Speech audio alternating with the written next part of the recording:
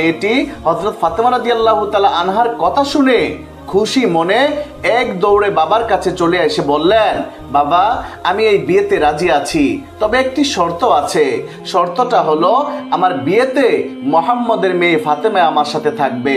তখন মেয়েটির বাবা বলল, মুহাম্মদের মেয়ে ফাতেমা যদি আমাদের বাড়িতে আসে তাহলে সে আমাদের পরিবেশের সাথে মিলবে না, কারণ সে হচ্ছে গরিব, তারা ঠিকমতো দুবেলা ভাত খেতে পারে না, দেহে ভালো জামা কাপড় নেই, তাহলে সে কিভাবে তোমার বিয়েতে আসবে?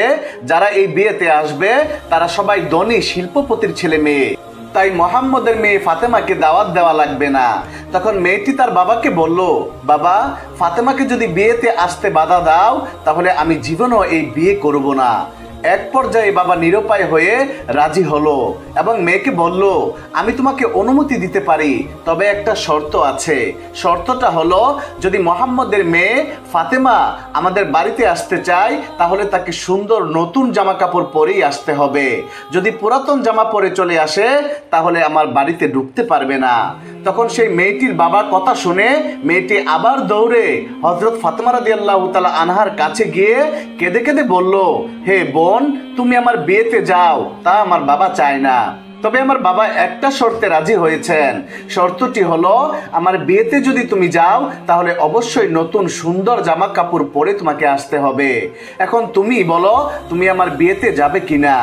এই কথা শুনে হযরত ফাতেমা রাদিয়াল্লাহু তাআলা আনহা কেঁদে কেঁদে বললেন, বোন আমার জীবনে এমনও দিন কেটে গেছে আমি আমার জীবনের নতুন জামা কাপড় চোখেই দেখিনি।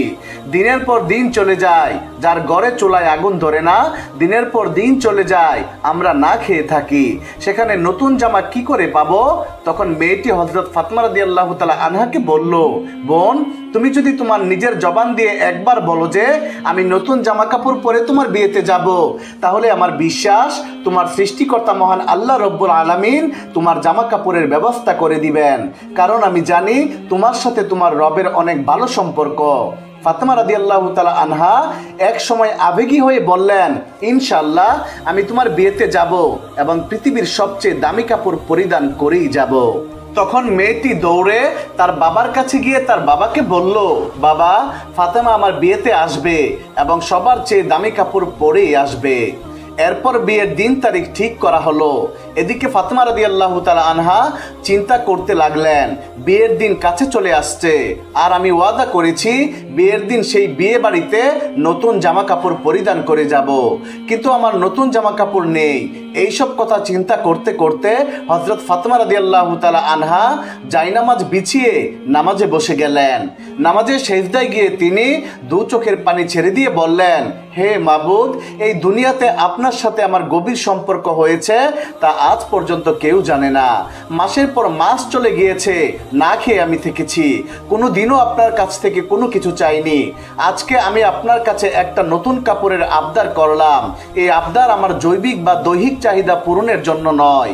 আমাকে এমন একটি জামা প্রদান করুন যেটা পরে আমি আমার বান্ধবীর বিয়েতে যেতে পারবো এবং সব সেখানকার মেয়েরা যেন সেই জামা দেখে আমার দিকে তাকিয়ে অবাক হয়ে থাকে। একটা নতুন জামা দান করেন আমাকে আল্লাহ। এইভাবেই ফাতেমা রাদিয়াল্লাহু তাআলা আনহা চোখের পানিতে মুনাজাত করতে লাগলেন। হযরত ফাতেমা রাদিয়াল্লাহু তাআলা আনহা চোখের পানি দিয়ে কাঁদছিলেন। তিনি নামাজ শেষ করে যখন ঘরের কোণে তাকালেন তখন ঘরের কোণে দুইটি প্যাকেট দেখতে পেলেন।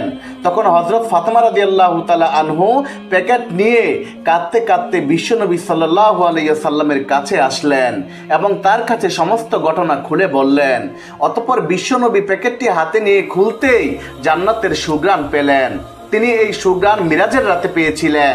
তখন বিশ্বনবী হযরত মুহাম্মদ সাল্লাল্লাহু আলাইহি ওয়াসাল্লাম হযরত ফাতেমা রাদিয়াল্লাহু তাআলা আনহাকে জড়িয়ে ধরে কপালে চুমু দিয়ে বললেন, এই কাপড় তুমি কোথায় পেয়েছো মা? এটা তো দুনিয়ার কোনো কাপড় না, এটা জান্নাতের কাপড়। তুমি গোপনে আল্লাহর সাথে যে সম্পর্ক করেছো মহান আল্লাহ রব্বুল আলামিন তোমার উপর সন্তুষ্ট হয়েছেন এবং তোমার দোয়া কবুল করেছেন। তুমি মহান আল্লাহ তাআলার নিকট একটি কাপড়ের আবদার করার কারণে মহান আল্লাহ তাআলা তোমার জন্য জান্নাতুল ফেরদাউস থেকে জামা পাঠিয়ে দিয়েছেন। তারপর বিশ্বনবী সাল্লাল্লাহু আলাইহি ওয়াসাল্লাম বললেন, তুমি এই জামা পরে তোমার ইহুদি বান্ধবীর বিয়েতে যেতে পারো, তবে অবশ্যই পর্দার সাথে যেতে হবে। জবাবে হযরত ফাতেমা রাদিয়াল্লাহু তাআলা আনহা বললেন, আব্বাজান, আমি নিশ্চয়ই পর্দার সহিত আমার বান্ধবীর বিয়েতে যাব। যখন হযরত ফাতেমা রাদিয়াল্লাহু তাআলা আনহা জান্নাতি পোশাক পরলেন, তখন তার সৌন্দর্য আরো বেড়ে গেল। সেই জামা পরে ফাতেমা রাদিয়াল্লাহু তাআলা আনহা যখন বিয়ে বাড়িতে প্রবেশ করলেন, তখন যেন সবকিছু আলোকিত হয়ে গেল। মহিলারা নববধূর দিক থেকে মুখ ফিরিয়ে হযরত ফাতেমা রাদিয়াল্লাহু তাআলা আনহার দিকে তাকিয়ে রইল। সবাই বলতে লাগলো, ফাতেমা, তুমি তো গরিব, তাহলে তুমি এমন দামি সুন্দর পোশাক কোথায় পেলে? আমরা তো এমন জামা জীবনেও দেখিনি। হযরত ফাতেমা রাদিয়াল্লাহু তাআলা আনহা বললেন, আমি এটা বাজার থেকে কিনে এনেছি। তখন মহিলারা বলল, এটা কোন বাজারের কোন দোকান থেকে কিনেছো? হযরত ফাতেমা রাদিয়াল্লাহু তাআলা আনহা বললেন, তোমরা সেই বাজার চিনবে না, সেই দোকানও চিনবে না, এমনকি যে রাস্তা দিয়ে আমি সেই বাজারে গিয়েছি সেই রাস্তাও তোমরা চিনবে না। তখন সেই মহিলারা বলল, আমরা চিনবো, তুমি শুধু একবার ঠিকানা বলো। তোমার ঠিকানা বলতে দেরি, কিন্তু আমাদের সেই বাজার চিনতে দেরি হবে না। তখন হযরত ফাতেমা রাদিয়াল্লাহু তাআলা আনহা তাদেরকে বলল, আমি যে বাজারের দোকান থেকে এই জামাটা কিনেছি, সেই দোকানে কোনো সাধারণ রাস্তা দিয়ে যাওয়া যায় না। ওই দোকানে যেতে হলে একটা বিশেষ রাস্তা দিয়ে যেতে হয়, আর সেই রাস্তার নাম সিরাতুল মুস্তাকিম। সেই রাস্তার জন্য আমার বাবা হযরত মুহাম্মদ মুস্তাফা সাল্লাল্লাহু আলাইহি ওয়াসাল্লাম সব সময় দ্বীনের দাওয়াত দিয়ে থাকেন। যে রাস্তার জন্য আমার বাবা তায়েফের জমিনে 3 বার রক্তাক্ত হয়েছেন, সেই রাস্তার নাম হলো সিরাতুল মুস্তাকিম। সেই রাস্তা দিয়ে যদি তোমরা যাও, তাহলে যেতে যেতে একটা বাজার পাবে। সে বাজারের নাম হলো জান্নাত, আর সেই বাজারে একটি দোকান আছে, সেই দোকানের নাম হলো জান্নাতুল ফেরদাউস। সেই দোকানের মালিক আমাকে এই জামাটা দিয়েছে। মহিলারা সেই জামা পাওয়ার জন্য এতটাই বেকুল হয়ে গিয়েছিল যে তারা ফাতেমাকে বলতে লাগলো, ফাতেমা, আমরা যেতে চাই সেই পথে, তুমি আমাদেরকে নিয়ে যাও।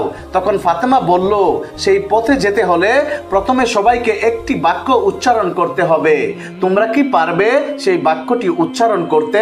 তখন মহিলারা সবাই পারবে বলে সম্মতি দিল। অতঃপর হযরত ফাতেমা রাদিয়াল্লাহু তাআলা আনহা বললেন, সেই বাক্যটি হলো লা ইলাহা ইল্লাল্লাহু মুহাম্মাদুর রাসূলুল্লাহ সাল্লাল্লাহু আলাইহি ওয়াসাল্লাম।